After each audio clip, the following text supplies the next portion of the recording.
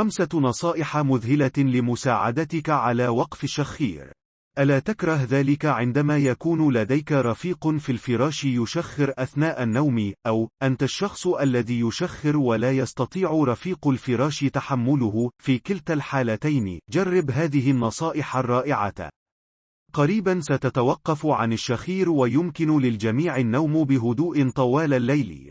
اختر وسادة أو 2. كلما زاد الهواء الذي يمر، قل احتمال إصابة الشخص بالشخير. يحاول البعض ذلك من خلال الاستلقاء على جانبهم ووضع بعض الوسائد تحت الرأس. لن يجعل ذلك النوم أكثر راحة فحسب، بل سيجعله خاليا من الشخير أيضا.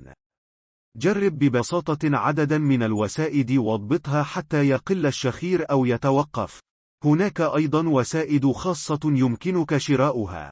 تعمل على إيجاد محيطا تحت رقبة الشخص الذي يشخر، وتعمل عن طريق فتح الحلق. بشكل عام، فهي مصممة للمساعدة في حل مشكلة الشخير بغض النظر عن المكان الذي ينام فيه الشخص الذي يعاني من الشخير. ومع ذلك، فإن هذه الوسائد يمكن أن تكون مكلفة للغاية، لذا من الأفضل إجراء بحث كامل قبل أن تقرر شراء واحدة. احصل على بعض شرائط الأنف. ليست هذه الشرائط فعالة فقط للعديد من الأشخاص، بل إنها أيضا غير مكلفة. لا داعي لتطبيق الشرائط أثناء النهار. يمكنك ببساطة ارتداؤها عندما تذهب إلى النوم.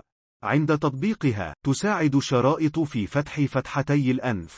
الفكرة هي أنه عندما يتم فتح الأنف، فإن الشخص الذي يتم تطبيقه عليه لن يشخر لأنه قادر على التنفس دون إعاقة.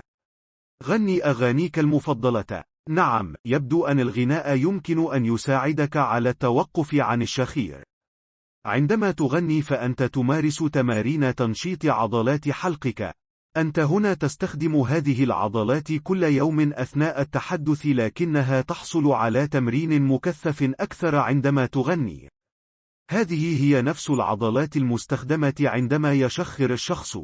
إذا ضعفت هذه العضلات قليلا، فقد تكون أكثر عرضة للشخير.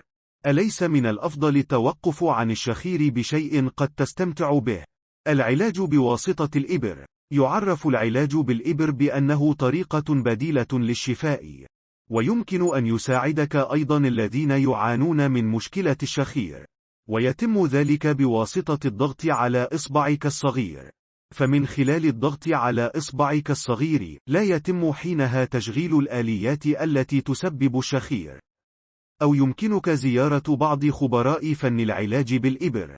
من المحتمل أن يضغطوا على أجزاء معينة من جسمك لمساعدتك على وقف الشخير.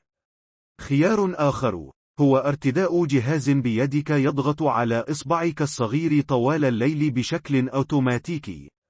لا حبوب منومة مرة أخرى. بغض النظر عن مدى سوء مشكلة الشخير لديك، تأكد من عدم استخدام أي حبوب على الإطلاق. الهدف من الحبوب ليس مساعدتك على التوقف عن الشخير، هم فقط يساعدونك على الاسترخاء. أفضل طريقة هي معرفة سبب مشكلة الشخير بواسطة الأطباء المختصين وتجربة إحدى النصائح المذكورة أعلاه، مع تناول بعض الأدوية حسب إرشادات الطبيب المختص في الأنف والأذن والحنجرة. وفي النهاية، نتمنى لكم السلامة.